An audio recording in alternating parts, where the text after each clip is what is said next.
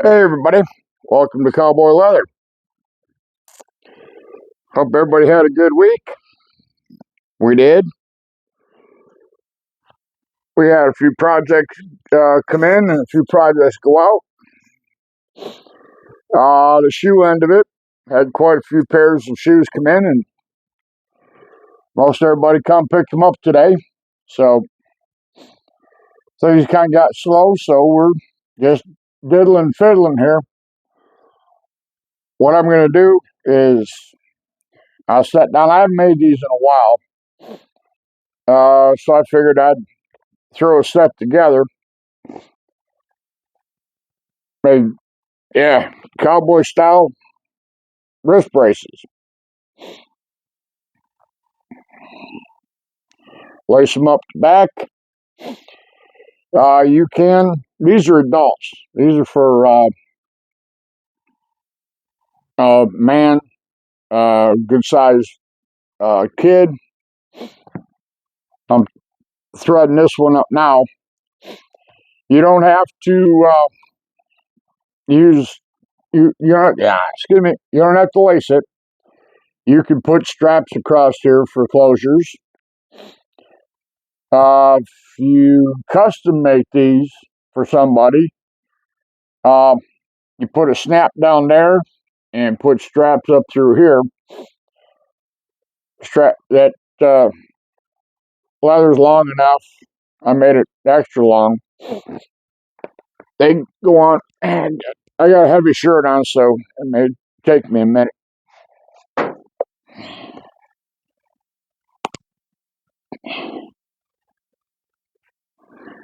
I can be a superhero.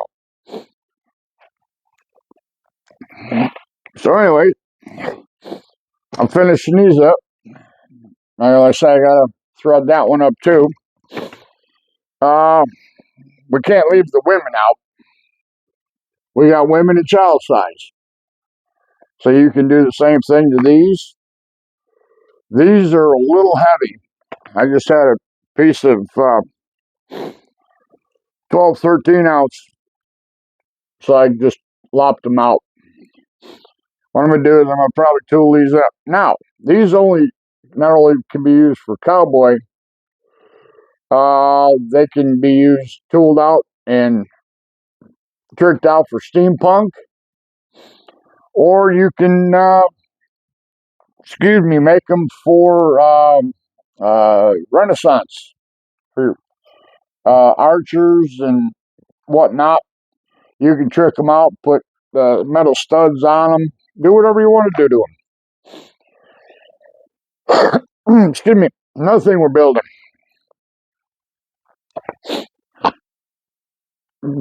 These are leg protectors, or actually shin guards, for barrel racers. Anybody rides horses and don't want to get their legs, their shins nicked up. And these, you go on a boot and you drop you down here a little bit and show you what we got. All right, slide you up here a little bit. All right, these go on like so, and you got a strap that goes around here and a strap that'll go around down here. And you can, if you want to, you can take a piece of, what I do is I got a bunch of curb chains for horse halters, or excuse me, for bridles. What I'll do is I'll put a loop here, put that strap so it goes around under the boot so it doesn't work its way up. So these you can take, tool them out, do whatever you want to do to them. I've seen them with, cut out a heart here and put a red heart in the middle of it, filigree it. Now, just for an extra bit of padding,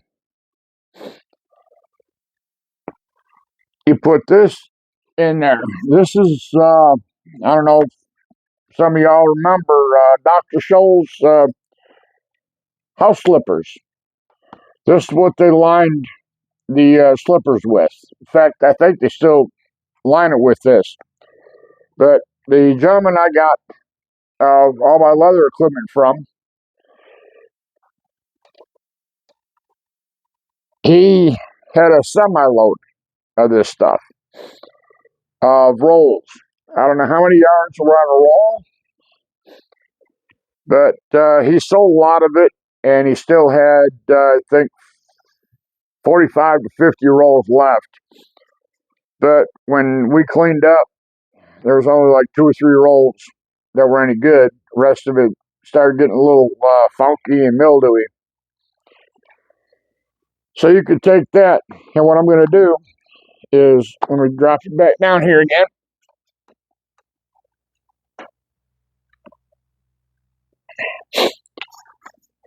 I'm going to border, probably put some kind of pattern around here, tooling. I've got a big floral pattern, tooling pattern, that would go here in the middle, attach my straps where they go, and then come in behind this, cut some of that, glue it on, stitch it. In fact, what I'll do is I'll do all the tooling on here, and then I'll put I'm not going to put a heart or nothing in the middle of it, but I'll get done my tooling. And then before I put my straps on, I'll go ahead and I'll cut a square piece or something close to this size, glue it on here, and then rivet my straps where they belong. And before I do that, stitch all the way around here. That would give you a little bit of padding. It's not that thick. It's kind of fuzzy, almost like sheepskin on this side, and it's got it's like a styrofoam on the back side. I use this a lot of times for dog collars or dog harnesses. I've used it on breast collars for horses, so it comes in handy. I've got two rolls of it, so I don't figure I'll run out of it anytime soon. But like I say, these you can make up, and I think I made 3 sets or something like that.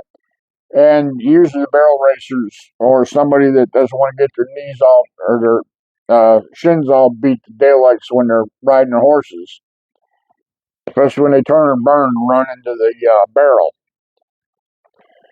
But you can also modify this. This will go from, like I say, from like that on your boot. If you take and come in all about here, and on your pattern, if you stretch it out a little bit, you can come up and cover your knee. So then you'll have a pair of like high top boots, like cavalry boots. These right now will come on me. They come just below my kneecap. So, like I say, you can make these so they stand up higher. And actually, on these boots, both sides come to that seam. So if you wanted to get in there and just take a pair of cowboy boots, an old pair that kind of sort of tore up, and stitch that up through there and make it up, they probably make good brush when you're out, working in the brush, you're out in wherever. Riding horseback, you don't have to wear chinks or chaps, excuse me. But that's what we're building.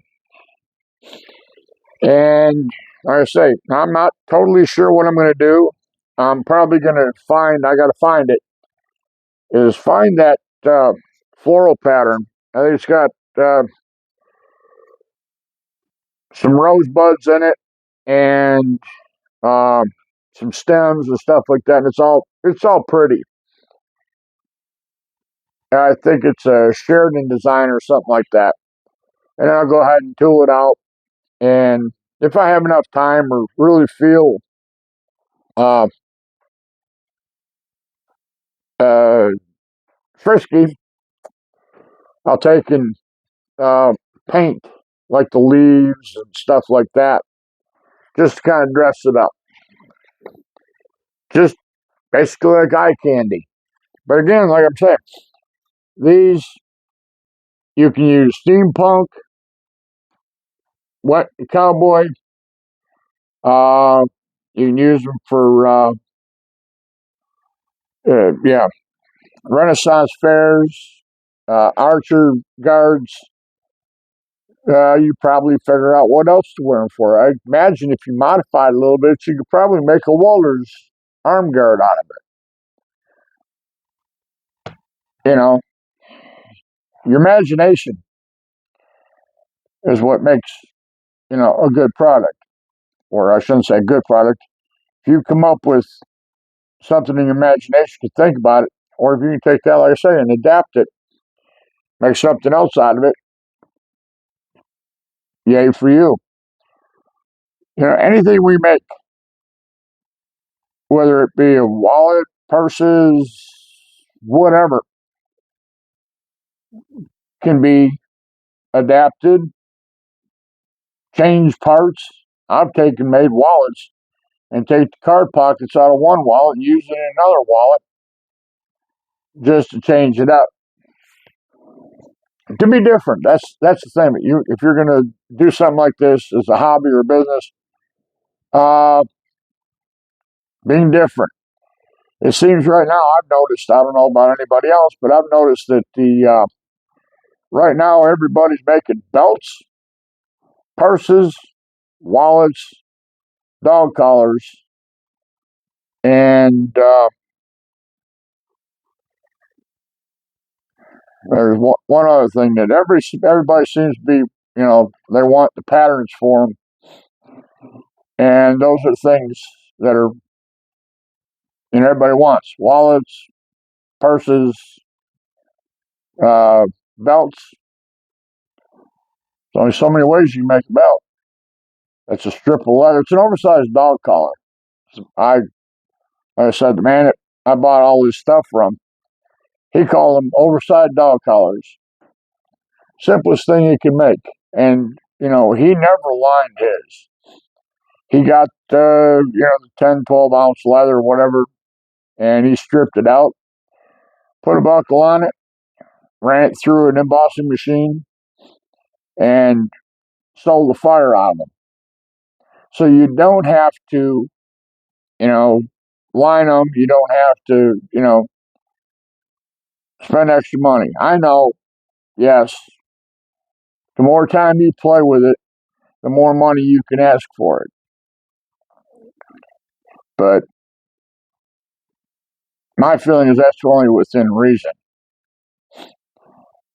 I was looking at somebody's website the other day, and for a key fob, now mind you, a key fob, a piece of leather about that long, about oh, I think it was about 4 by 3, had little teardrop shape to it. On their website, they're asking for $65, and I thought, what? $65 for something that most likely was a piece of leftover leather. You may have in a rivet and the key ring itself. You may have a quarter between the rivet and the ring. So he must figure his time is worth $50 an hour. Uh, there's a point of making money, and there's a point of ripping people off. But there's people out there that are dumb enough to pay that money. So if there's people crazy enough to buy something that's overpriced, then you know, yay for the person making them. But I look at it this way: I can't afford to somebody walks in my shop, I can't afford to ask that price. Now if I lived in a big city, Nashville or Memphis or you know out there in California or wherever, Dallas, Houston, yeah, I could probably get that price for it. Same way with my shoe repair. You know, in Nashville, you take a pair of shoes or cowboy boots in there to get new set of heel rubbers put on and a half sole, and it's going to cost you nearly $185. I can only get 80. So, where I'm at. So, I see people ask, well, how much can I charge for it? Well, answer that is whatever the market will bear. You can't ask $75 and people can't afford, they can't afford to put gas in their car to go back and forth to work. But, you know, it's it's tricky, pricing this stuff. Like I say, depending on where you are, it's tricky. Now, you know, I've here in the last couple of days, I've seen four, 4 or 5 people got their excuse me, leatherworking tools up for sale. I don't know why. People just, I think they'll put down. Somebody asked, they said, "Well, why are you selling your stuff?" And they said, "Well, it's just it's just too expensive." It is expensive. It's an expensive hobby to have. It's like buying and restoring cars. Depending on what kind of car it is, the availability of the parts, it could be cheap, it could be expensive. So, I tell when people ask me, I say, look, if you want to do this for a hobby, just pitter putts around. Here's the tools you need. Have at it. But if you think you're going to make a business out of it, I would sort of think twice because I think I mentioned in one of my other videos. I've looked at the prices back when I started out. You know, 13, 14 years ago for stamps and leather and stuff like that. Compared to now, some prices have gone up $2 all the way up to $10. So it's expensive. You can make a little bit of money, but I would say you're not going to get rich at it. You can make maybe grocery money, maybe set some aside to go on vacation. But as far as making $1 million, nah, you can't do it. I wish I could. There probably a lot of other people wish you could. I mean, before I started the video here, I was looking on Facebook and I look at there's like a chat room or question answer. It's called Leather Crafting for Beginners. And then there's another one. It's Leather Crafting for Beginners and Professionals. And I just happened to pop into the one Leathercraft for Beginners, and somebody was Now, not selling, but giving. They had a shoebox. There was 3 colors of dye, uh, some stitching, uh, hole punches, a couple knives, two swivel knives, and some stamps, and 2 pieces of leather. They didn't say how big the leather was. This person was just giving it away because number one, she didn't know what to charge for it, and number two, she said she was just, she lost interest in it. So naturally, I looked down, and there was like 7, 8 people going, "I'm sending you DM. I'm doing this. I'm doing that," and all the woman wanted to do is pay the shipping on the stuff. She was going to give it away. So, you know, hate to be a buzzard, but if you're looking for uh, tools and you don't want to go out and buy the brand new ones, check these places. Check Facebook Marketplace. Check around. You could probably find some used stuff that you can pick up pretty cheap. Now, there's a lot of people out there that it's a phrase that I think is kind of funny. You get somebody to come in there and I'm looking for a sewing machine on the cheap. You won't find out that that gray machine sitting behind me. That was made in 1972 by a company called Ferdinand. It's now sold by Fernco. That machine right now, the way it sits, and it works. There's nothing wrong with it. I've seen prices go anywhere from 1,500 on up, well over 2,300.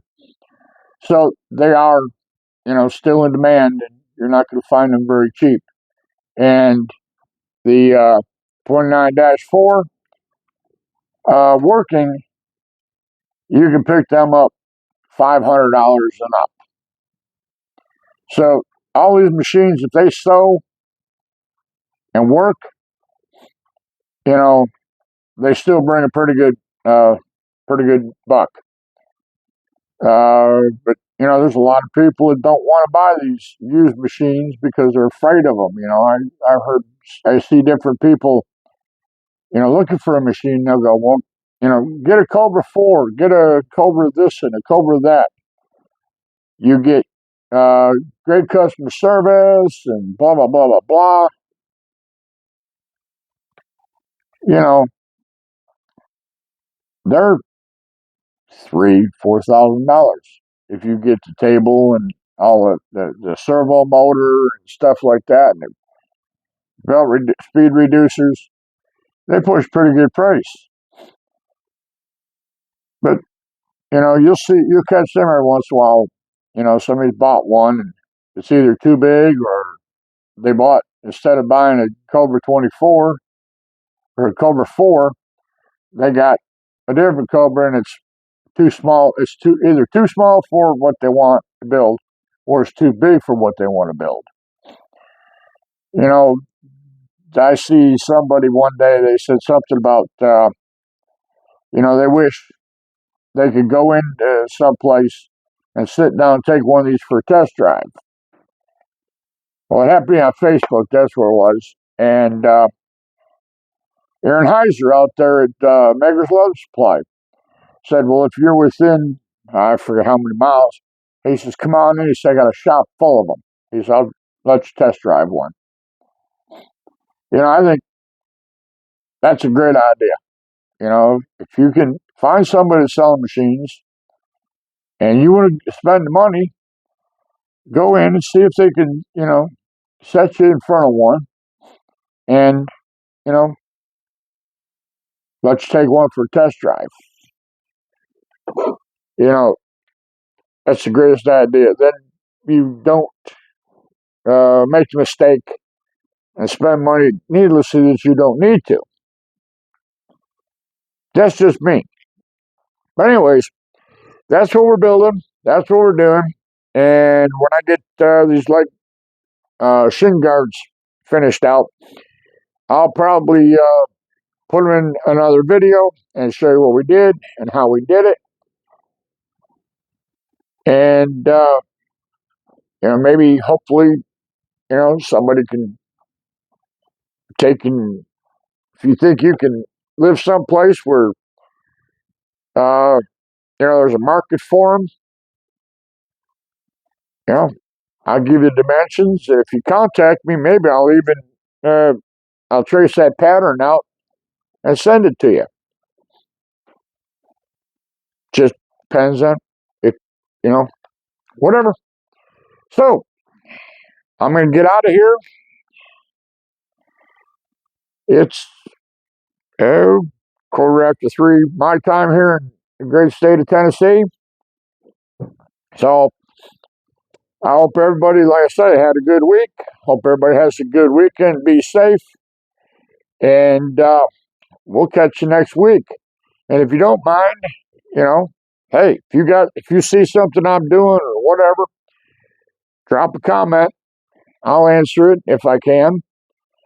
Uh, you know, all comments are welcome, good, bad, or ugly. I'll answer them.